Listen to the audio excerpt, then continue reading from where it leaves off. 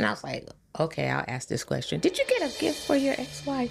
And he said, yes, I did. Oops. No. I was floored. I was devastated. And because of what happened in 2014, I was triggered. Yeah.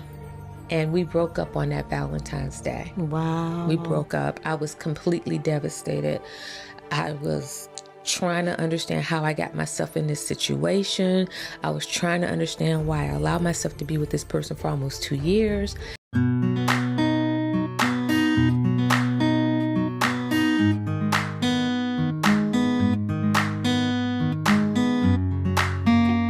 Welcome back to another episode of Woman at the Well. I am your host, Carla Compton. It is indeed my pleasure to have you stop by and check out my podcast. I really do greatly appreciate that. If you have not already subscribed to my channel, I want to encourage you to do so that you'll be able to stay up to date on new content that I put out. All right, so without further delay, I want to go ahead and jump right into it. As you know, we've been doing the Woman at the Well journey, where I'm talking to different women about their experiences or their journey in this faith with God. And so today it's not going to be any different. Today I have in my studio for the first time, Shelina Turner. So family, help me welcome Shelina to the family. All right, so Shelina, Thank you. And you know, I'm so excited to have you here. We've been trying to do this for a while. We've kind of rescheduled a couple of times, but we are here now. So thank you. Indeed. Thank you so much for taking time out of your busy day. Absolutely. I appreciate it. Okay, so we're going to get started. Okay. I want to hear a little bit about you. So tell us a little bit about who Shelina is. So I'll begin with the fun fact. Okay. I have lived in the North. I've lived in the South. I've lived in the East, and I've lived in the West. Wow. Okay. So a little fun fact about me, when God says go, I go. Okay. And I don't question, I go. Okay. Even if to a place that I may not necessarily want to go. Okay. I go. All right. So a little fun fact. Okay, I love that. Yeah. Yeah. Well, tell us, so you got married, children, siblings. So I am recently remarried.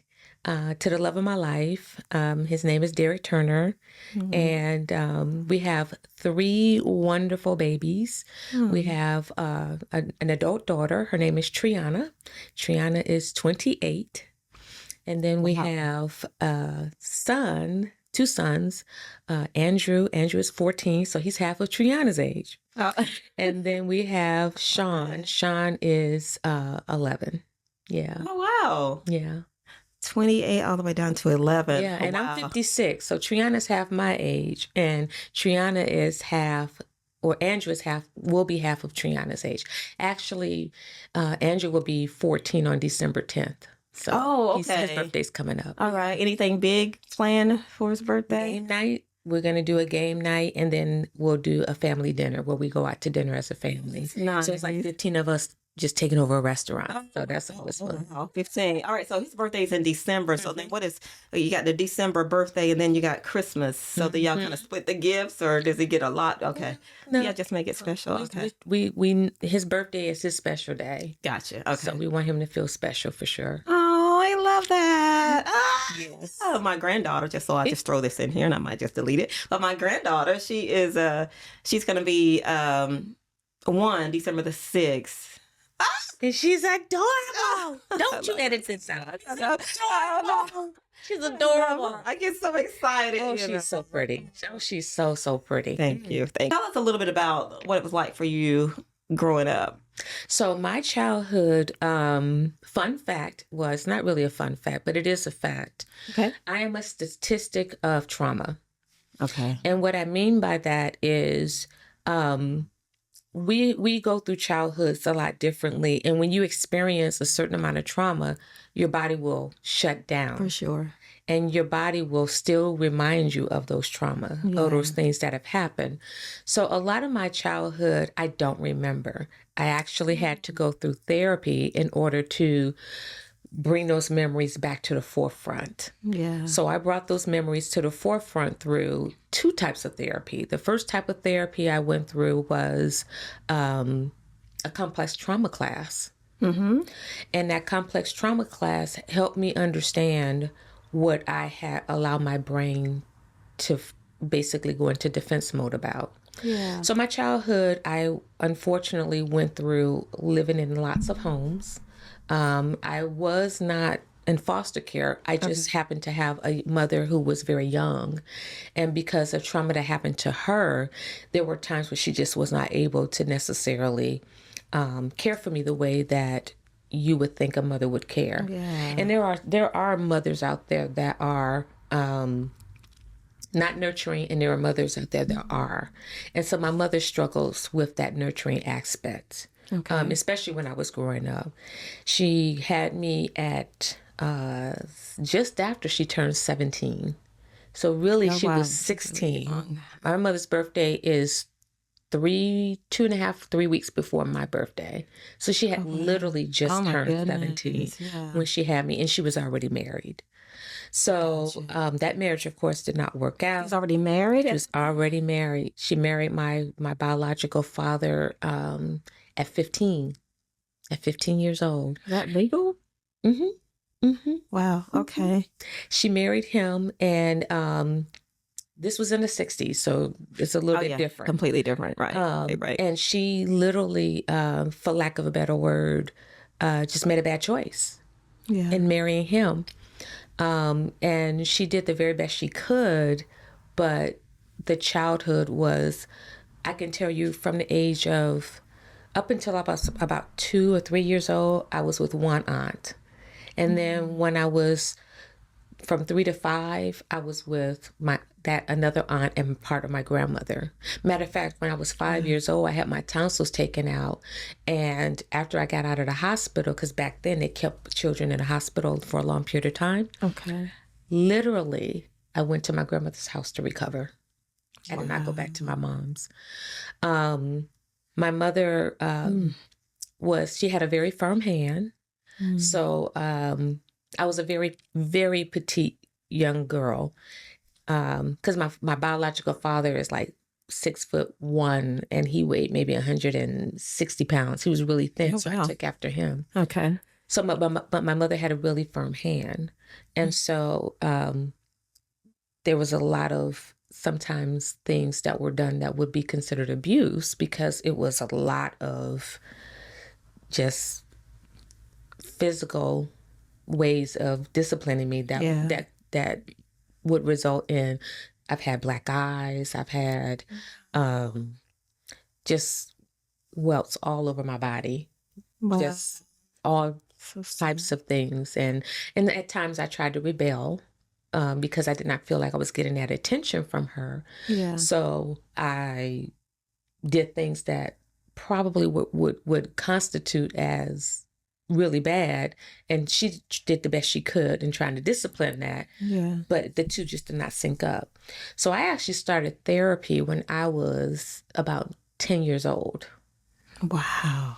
And then I made the decision to go back into therapy when I was 16. I went to my mom and I said, I think I need to go back into therapy, because I could see certain things that I was doing.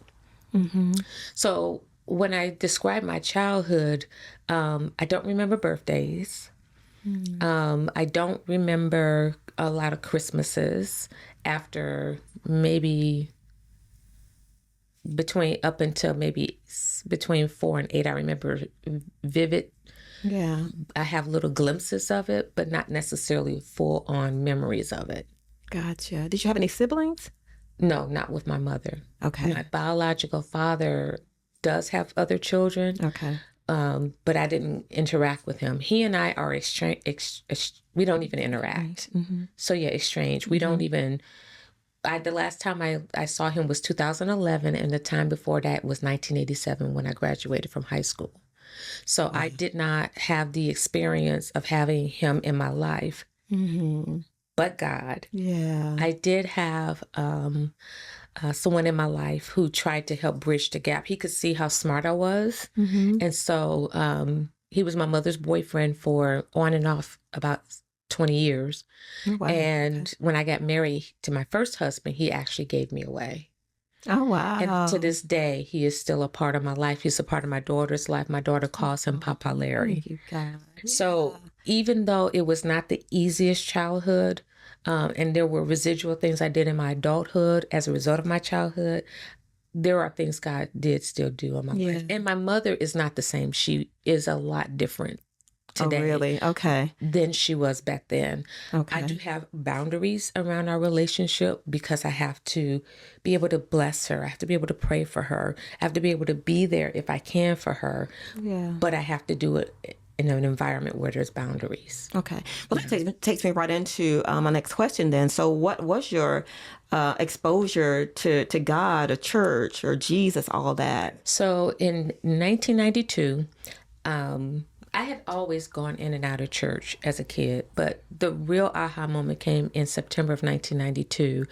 I was living with my first husband before we were married, so he was my boyfriend. Mm-hmm. And what ended up happening is I got a call from my aunt who was living in Japan.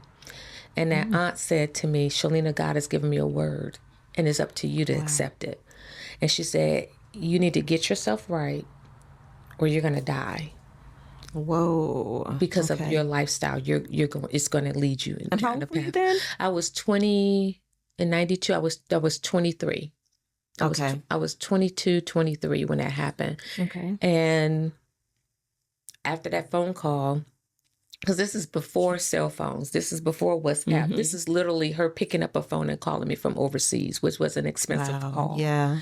And that next Sunday, I got my hind parts up. I went to the church my mother was attending, and I gave my life to the Lord. Wow. And I have been with God pretty much consistently since 1992. Oh, my goodness. So just over 33 years ago. Okay. So you talked about you went to your mom's church. So your mom did have some kind of connection with the Lord? My mom ended up giving her life to Christ in 1989. That's why I said she's not the person that raised me. Gotcha.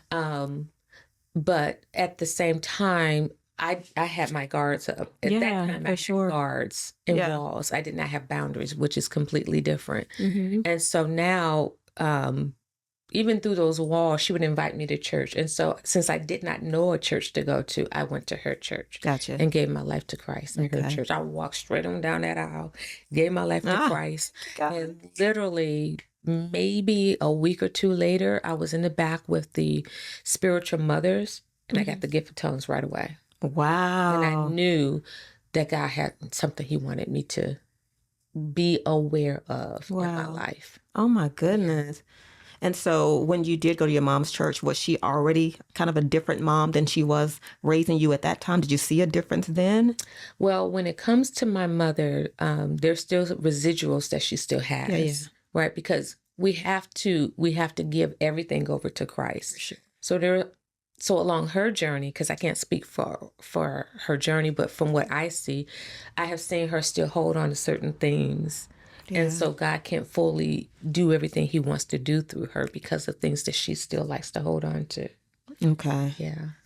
I'll be interested to know what her story was, Yeah. It's not mine to tell. I know my mother's story, but it's not mine to tell. Right. Yeah. But that would explain so much. It will. It will. I mean, the one thing I can say that I don't think would be telling her story is that my grandfather actually went to jail for murder. My grandfather went to jail for murder because my grandmother and grandfather had 7 children together, and my mother's one of those 7 children. Okay. And he was not the kindest person. In some ways, he was just a very hard man. And I'm not going to use the word that is on the tip of my tongue to say. Okay. But he went to jail because he killed his girlfriend that was staying at my grandmother, with my grandmother and him. And it was a very tricky situation. So my mom grew up in a situation that was not necessarily a focus on God, where God was the center. And so those residuals carry down. Mm-hmm. And my prayer is that they stop with me and they don't continue with to Triana. Yeah. So I'm very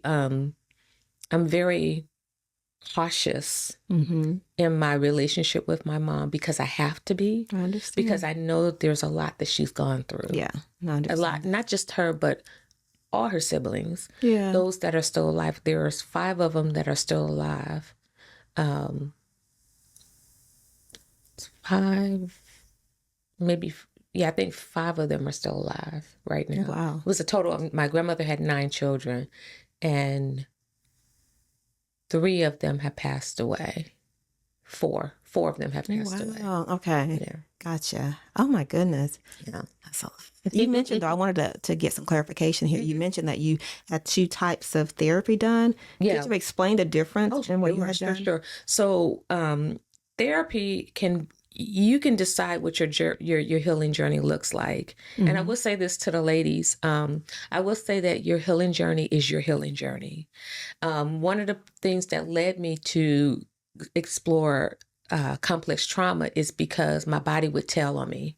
My body would let me know that I'm responding to something, and I couldn't understand why I was responding to it. Yeah. And so, just to kind of dive into that, I was not making the best choices with my relationships. Okay. It started when I was 18 years old until 2021. So that is from 1987 to 2021. That's a long time. Yeah. It's a long time. Yeah. And because I wasn't making the right choices, I kept picking the wrong type of person to be with. And so in February of 2014, I was at my house. I was doing something upstairs in my room, and my daughter had called. My daughter was screaming, and I couldn't understand why my daughter was screaming. Yeah. And so I came from out my room, and I had a 3-story townhouse. And so as I was making my way to the 2nd floor, my daughter was making her way up to the 2nd floor with her father. Wow. Okay. Her father had surprised me by coming all the way from California to where I lived in Virginia for Valentine's Day. And we've been divorced for 2 years. Whoa. Completely triggered and traumatized me because I didn't understand, why is this person here? We're no longer married. Yeah. I live in a whole different state. Why is this person here? It made no sense to me. Okay. And so what ended up happening is, I didn't realize it, but that would become a trigger for me for Valentine's Day. Wow. Okay. Because of that, I was dating. I did not date a lot from the time I divorced Triana's father until I met Derek. I may have dated a total of maybe 5 men. Wow. In a total of 14 years. Whoa. Yeah. Because I just didn't date a lot. And I kept picking the wrong guy, and these guys were hurting me. Gotcha. Okay. And so in 2019, I met a young man, and we were seeing each other. We actually worked together. Okay. And I decided we would date because I was attracted to him. Okay. Unfortunately, he was of a different religion, and I knew that was wrong. Okay. And I still pursued it. And he and I did not have a relationship where God was the center. And because we didn't have a relationship where God was the center, and I was just pushing all of these issues that I had under the rug, what ended up happening is, on our last Valentine's Day together, it was right after COVID, so this was 2021, I had made Valentine's Day dinner. And he came over, and I made lobster, scallops. I made a nice. And he basically came over and didn't have a Valentine's Day gift for me. Okay. And I said, so are we not celebrating Valentine's Day? Or he said, well, I wanted to go get you, some chocolate covered strawberries from a place that you like, but they were closed, so I wasn't able to get it.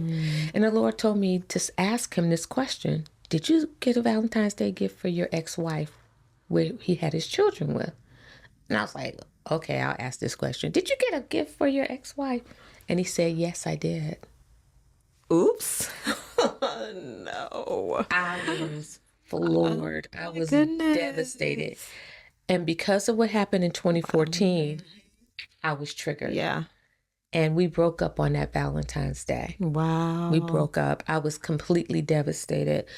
I was trying to understand how I got myself in this situation. I was trying to understand why I allowed myself to be with this person for almost 2 years. And what ended up happening is I realized that he was codependent. Okay. And because he was codependent, there was something in me that allowed myself to be attracted to that. Ain't that something? Yeah. So I ended up, because he and I had been going through couples therapy.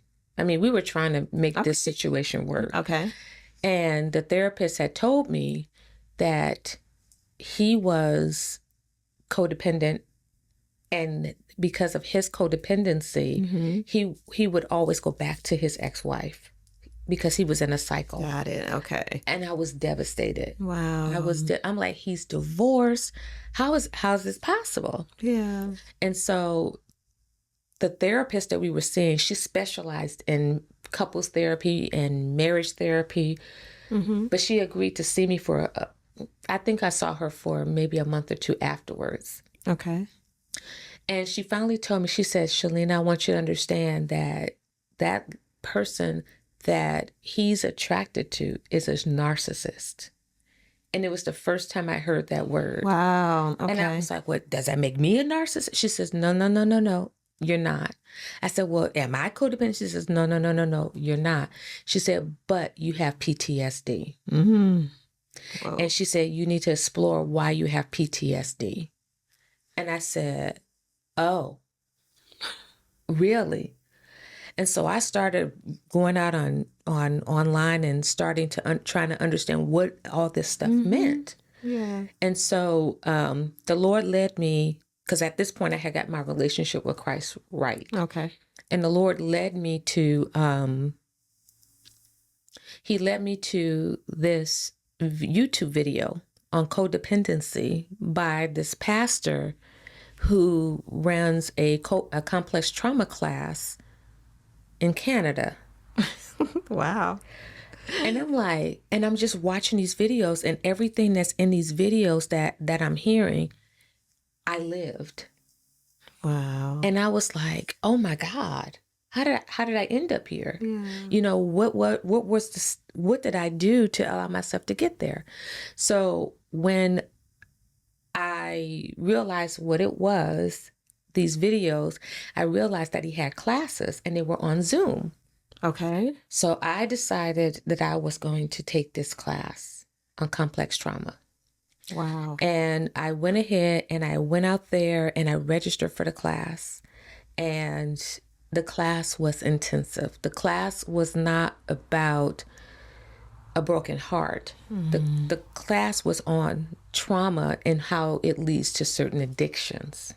Okay. And not that I have any addictions, but the root is still complex trauma. Got it. And so what I learned was that there is process addictions, and then there's the alcohol, the drugs, addictions as well. Okay. So I'm in this class with people who are addicted to sex. I'm in this class with people addicted to food. I'm in this class addicted with people who are addicted to drugs, and people who are addicted to just various type things. And some of them are Christian and some of them are not. Okay. These people were from every continent.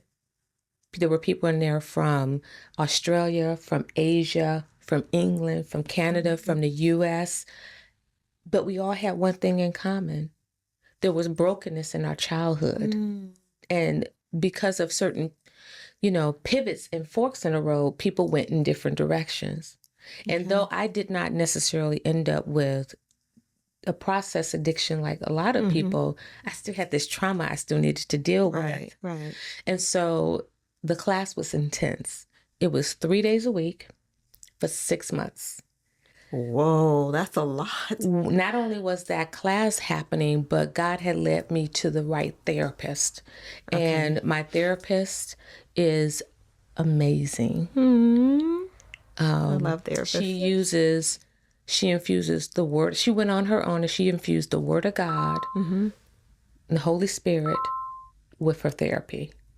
And so I literally had been with her, and my last session was in 2025 in August. Wow. Because I wanted to make sure that as I was healing, as I was having all these different things in my life, I was still connecting with her and making sure that I was handling my triggers right. Yeah. And so once I got to that complex trauma class and I graduated, there's a ceremony that they have for you, and it's all done virtual.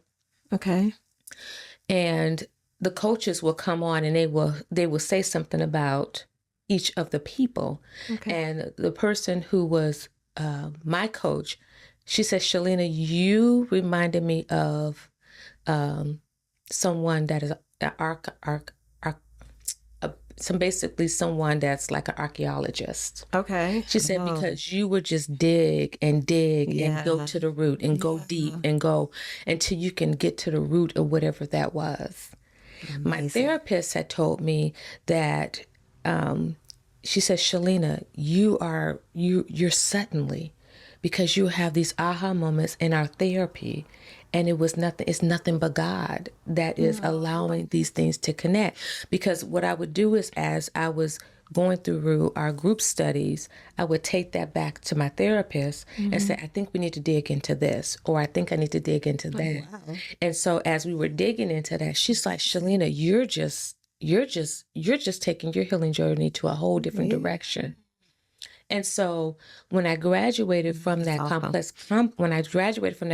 trauma class, it was the best thing I did. Was put myself in there. And a lot of people, and I will say this to your viewers, you might think that because you don't necessarily have any of those addictions that I described, if you have trauma, I highly recommend that you check out Tim Fletcher. He's a pastor up in Canada, and he deals with all types of trauma classes that will help you just kind of go through and get to the root, because therapy is great, but if you don't deal with the root, that stuff will spring back up and it will come back. So allow yourself that opportunity to go and explore him and find his classes and find his information. I will provide the information to Carla. I'll provide it to you because he truly changed my life. He truly changed my life. And so one of the things I learned in complex trauma was how to date Shelina. Okay. How to understand Shelina. If you ever seen the movie Runaway Bride, where she looks at the eggs and she's like, I need to figure out what kind of eggs I like. I literally was trying to figure out what I really liked. After going through this type of healing journey, because I literally became 2 Corinthians 5:7, a new creature. And I had to figure out what Shelina liked. And one of the things that I made myself do is not date. That's good. Not date. I wanted to give myself an opportunity to literally understand who I am, what I like, what I want to do, what hobbies I like. Because I think a lot of times I was so fixated on a man or being in a relationship that I kept picking these wrong men. Oh, that's good. And because of that, I went on a journey, and I literally was living in Virginia. I had bought myself a new townhouse, and I was like, okay, I'm gonna pay this off in 15 years. I'll be done. You know, I got my good government job. This is gonna be it. And God told me a year after I bought that house, you're moving to Georgia. Wow. And I was like, huh? Right. When I moved to Georgia, I was in my complex trauma class, and we had a death in our family. I had a cousin who I had a cousin who lost a sister. Okay. And the sister, and the reason I'm describing that is because I wasn't related to her. I got you. Okay. So long story short, when that call came, I'm in my complex trauma class. I'm doing my therapy. I said, well, we got to take this show on the road because I can't not miss all this I've already paid for. Right. And so I still did my classes. And as I was coming back from laying her to rest, I realized that the Lord was telling me I needed to move to Georgia after I just bought this other beautiful house a year ago. Oh my goodness. So I said, okay, Lord. And my daughter was very angry. She was not in agreement with moving. Okay. Not in agreement with moving. But she decided to come. Okay. And so we get here and it's like a crescendo because my last class was the week after we moved here to Georgia. Oh, wow. Okay. And I'm doing my class, doing my graduation, and I was doing it in a hotel room because we were in between our houses. My house that I live in was not ready. It was still being built. Okay. So it wasn't ready. And so I was living, I was in a hotel because Triana had to have some type of surgery. And so we had to go back up to Virginia. Okay. And so long story short, I finished my class, graduated, and everything in my world changed. Oh. Everything changed. Okay. Let's hear about it. First thing I would say is there was someone in our family that decided that they didn't want to interact with me anymore because of a situation that I'm not going to go into. Okay. And so because of that, I literally had moved in my house on December 20th, 2021. Okay. And 5 days later, everything changed. So I thought I was moving here to be closer to family, but the threads started they just started unraveling. Yeah. And I immediately put myself in therapy. I told my therapist, we need to increase our sessions. And she says, what do you need? I said, because remember, I'm newly moved here. I don't know anyone. I have my church because I had joined Victory online before I left here, before I left Virginia. And long story short, she said, okay. I said, I need to meet Monday, Wednesday, Friday. Wow. You were serious. Monday, Wednesday, Friday. Yeah. Because I said, I don't want to get triggered and I don't want, for lack of a better word, to unravel and all this good work go by the wayside. Right. And so my therapist said, okay. My daughter and I were not speaking because of this situation that happened. We were not speaking. Okay. My mother was visiting. This is like the perfect storm. My mother is visiting. Wow. My daughter and I are not speaking. And everything has just changed. Yeah. I'm literally buying my house thinking, okay, I'm buying this house. It's going to just be me because in my mind, I'm not dating. Right. You know, I'm over 50. I'm like, I don't need to necessarily date. I actually like my life the way it is. Wow. You know, I'm just going to buy the house. And when Triana moves out, I'll make like what you have here, a she shed, and use that for that room. This is what I'm thinking that it's going to be. Yeah. But God reminded me of Proverbs 16:9. I can make all the plans I want, but he's going to direct my steps. Come on now. And so what ended up happening is all of this comes to a head, and I go on a fast. And in my fast, my daughter comes back because she goes out of town. She comes back, and I said, are you doing the fast? That's all I said. And she said, yeah, I'm going to do the fast. And I said, okay. That year, Victory had done just a week, but God told me to go 21 days. So every night at 7, I would turn on the TV and I would worship God and I would do the fast and I would not bring anything up. God said, don't say anything. So long story short, I'm going through my therapy. I'm like, you know what? I'm just going to sell this house. I'm going back up to Virginia. This is not making a whole lot of sense. And a friend of mine, his name is Chris. He's a pastor. He said, but what did God tell you? Wow. He said, what did God tell you? So because I'm triggered, I'm trying to handle my triggers, but I am still triggered. Yeah. So long story short, go through the therapy, and after literally 2 days before the fast, my daughter comes to me and she's like, Mom, and she talks for 5 hours. And God says, don't talk, listen. My goodness. And I just listen. The next day we went and got mani-pedis, and she got a phone call from one of our family members, and they were like, hey, we're doing this. You want to come through? And she was like, no, I'm spending the time with my mom. Thank you. I'm spending time with my mom. Yeah. And so I go on this journey, and I realized that complex trauma class passed because I didn't allow myself to go backwards. Yeah. I kept myself moving forward. And I had men coming at me out the this one guy was my electrician. He was like, I'd like to take you out.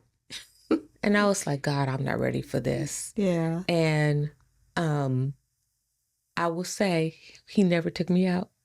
He never took me out. I never went out with him because I knew that was not what God had for me. Yeah. And I knew that God had me on this healing journey because I literally have to discover Shelina. Yeah. Otherwise, I'm going to keep attracting that same person. Over again. And so I'm still in my therapy. We go back to our normal schedule. And she tells me, she says, Shelina, I have to tell you, the way that you handled that was amazing. Yay. She said, you're so raw and authentic. She's like, I just want you to know, I had to share part of your testimony with another one of my clients because they needed to be encouraged by the work that you're doing to heal yourself. Yeah. And I can see how your broken pieces are just falling off of you. Yeah. And I was like, okay. I think it's just amazing as I'm listening to you talk because I haven't heard your story. I was introduced to you, 3-4 years ago? I forget. Because she was actually my small group leader. Yes. And just, and she pushed you now. But it's a good thing. But even when I met you, there was like a quiet strength. You were not overbearing or overwhelming, but it was something about you that was just so strong and all together. And that kind of drew me to you. And as I listened to your story and your testimony, I'm just seeing, first of all, that you were committed to just doing the work, and not letting up. That's what's really blowing my mind because I have to think about some things that in my own past and how I wanted those same desires, but I was not even able to even articulate or even understand what I needed. But you seem to know, look, I this is what I need. We need to go deeper here. I needed my sessions 3 times a week. I'm just amazed that you even had the wherewithal to even do that. Because your body would tell you. I would listen to my body. I learned to listen to my triggers. That's amazing. I'm gonna talk to you from a drug addict perspective. Okay. When a drug addict decides that they need that fix, their body's gonna let them know they need that fix. True. It's gonna go through the tremors. It's gonna go through the shakes. It's gonna go through all of these things to let you know, I need you to give me that fix, or everything is about to implode. So it's like that. Yeah. That's why complex trauma, going through a class like that, is so important because it's going to teach you how to recognize your body. Yeah. Because those are some of the things that they dive into. Your brainstem is an autopilot. As I'm talking, your listeners are going to see me looking at the camera and know that I'm still communicating, right? You still see my hands. You still see me looking at my hands. You see me smiling. Even though I'm saying words, I'm still communicating with other parts of my body. Right. And that's what you learn to understand when you go through these classes. That's crazy. Yeah. That's crazy, but it's so good. But it's true. Yeah. And as you realize you are what will cause you to be triggered, you recognize it and you put the tools in place so that you get the work so that you can take that step back. Yeah. And you learn how to be uncomfortable with being uncomfortable. So it's like a pregnancy pause. A lot of people feel like they're compelled to speak, but sometimes you just need to be still. True. And people feel like you have to always fill the empty space, and you don't. Right. And that's what these classes teach. That's what this class helped me understand. And so I had to learn to be uncomfortable with the uncomfortable. Yeah. And recognize that I am uncomfortable. Not compartmentalize it, but understand that I am literally uncomfortable. Yeah. And I need to still do the work. I still need to journal. Good. I still need to go put on some praise and worship music and let God minister to me. Yeah. Lay before him on that floor and know it's okay to be laid out on that floor. Yeah. Because I'm uncomfortable. Because he hasn't sent the answer. Good. That's so good. You know, there's 3 things that we have. We have a yes, we have a no, and we have silence. Wow. And people don't recognize that silence is just as possible. It's just as powerful as a yes and a no. Come on. So when I learned that through my complex trauma class and then using those applications afterwards, I was able to deal with certain other things that happen along my way, right? Yeah.